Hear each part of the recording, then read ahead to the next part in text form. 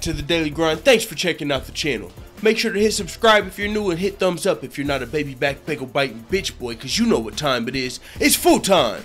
MMA. I gotta start this video off with a proper apology and shout out to my boy Blackie Chan, who said, "Hey yo, full time, the next time you make the thing go skrrr pop, can you give me a shout out? And if you spark one up,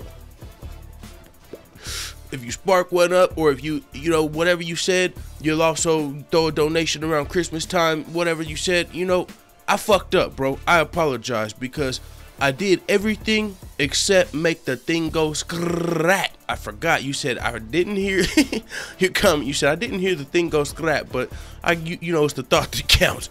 Well, this time I'm gonna remember to put that shit on here, and this time I gotta let off some of my own shots because this dude Chris Wade, you might be thinking, who the fool is that guy? Chris Wade, I believe, is a lightweight currently in the UFC, and he just sounded off in a Twitter rant, and I gotta say, I like Chris Wade. He sounded off on the UFC and about how he can't get a fight, which we'll get into after I tell you. Like, this rant put Chris Wade on my radar. I mean, he was tagging the UFC, tagging Sean Shelby, tagging Dana White. 1 second.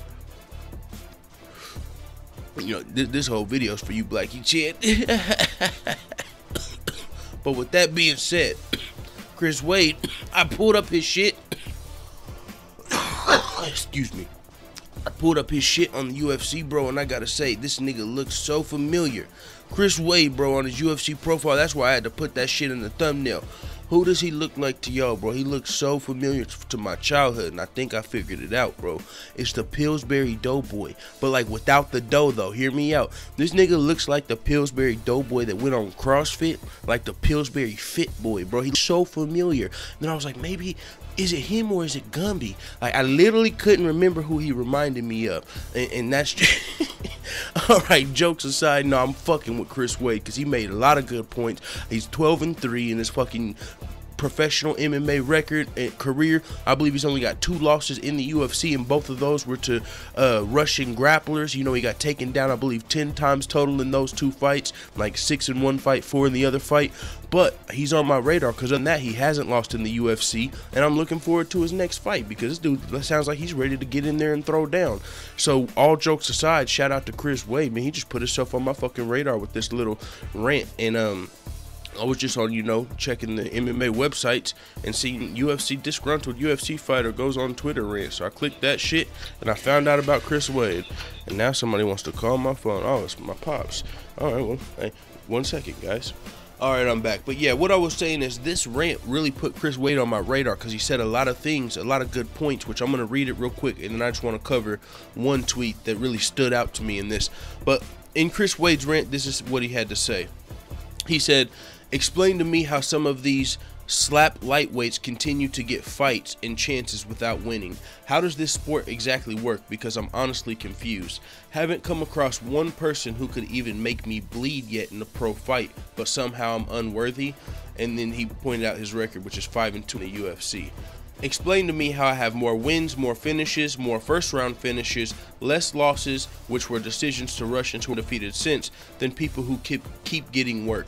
I take short-notice fights and always make weight." And then he pointed out his record again, his UFC record, which is, you know, 5 wins and 2 losses. At Sean Shelby, at Dana White. So he's tagging the bosses like, yo, he wants them to see this rant. He continued to say, I'm fucking tired of it.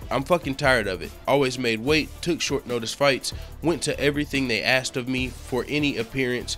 0.75 win percentage, just under 50% first round finishes of UFC wins, never even been dropped, and I'm not good enough.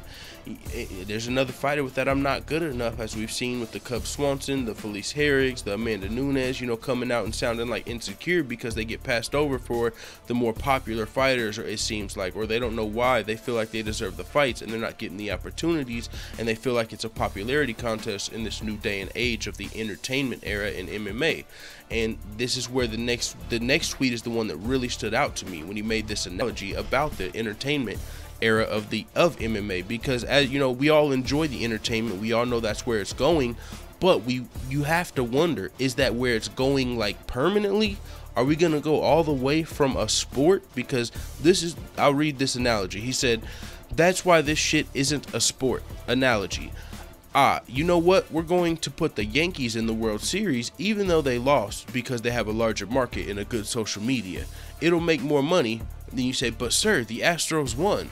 Who the fuck are those guys? And it's funny because that's literally what a lot of people say when you're like, no, this guy deserves the fight. People are like, who the fuck is that guy? You know, that line is so fucking prominent. You hear that about anybody. Conor McGregor doesn't even have to be involved. If it's a fighter that's not the most popular, you hear, who the fuck is that guy?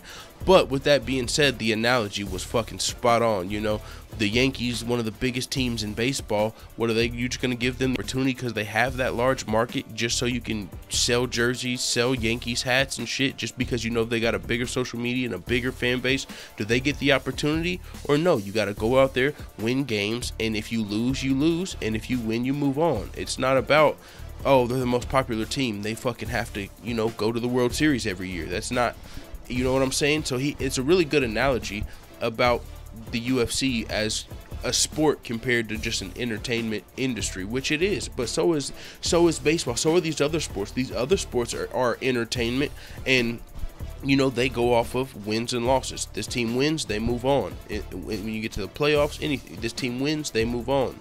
That's just how it is. So I mean, to me, I want to see MMA as a sport, honestly. Like, I don't want to see just the fucking, these #1 contenders get skipped over because you feel like this guy can be a star. Like, I always, you know, I wanted TJ Dillashaw to get his title shot a lot sooner than he did.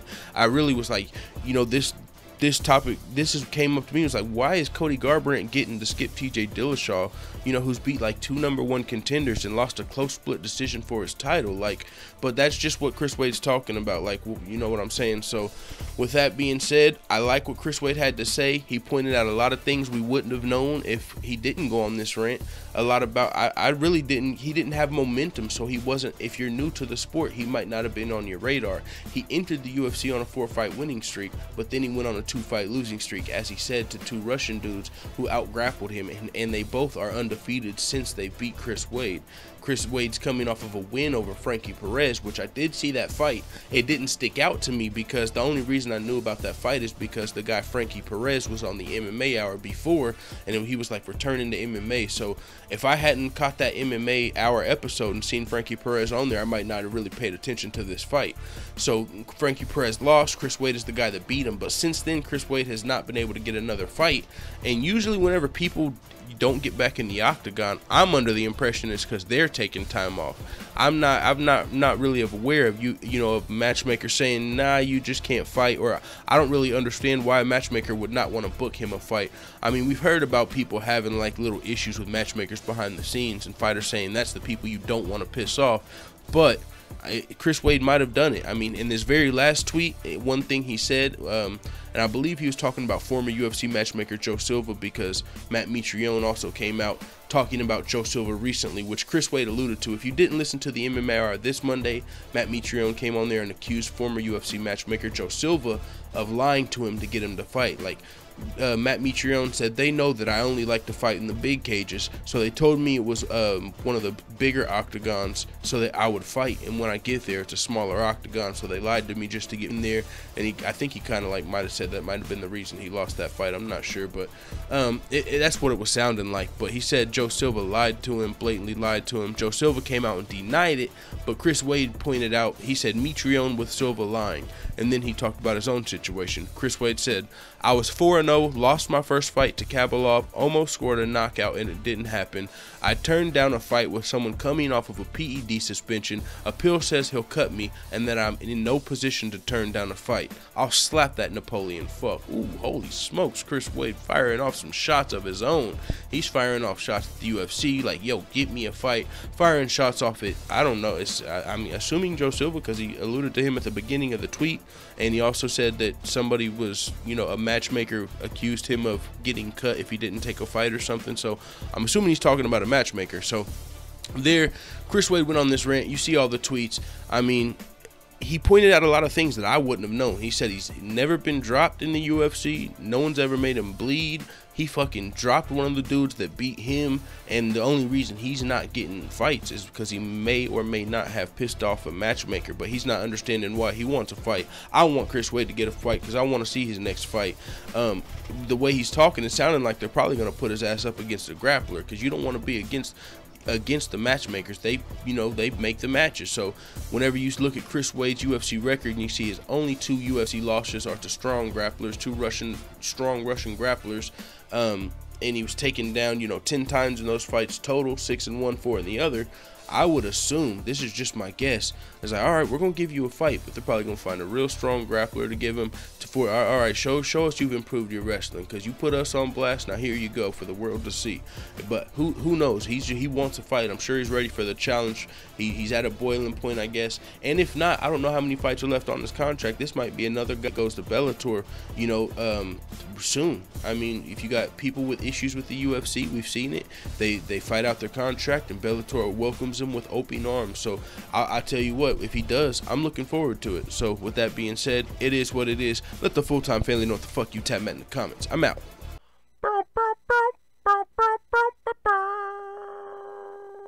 Da da da da da. It's the motherfucking DOWG.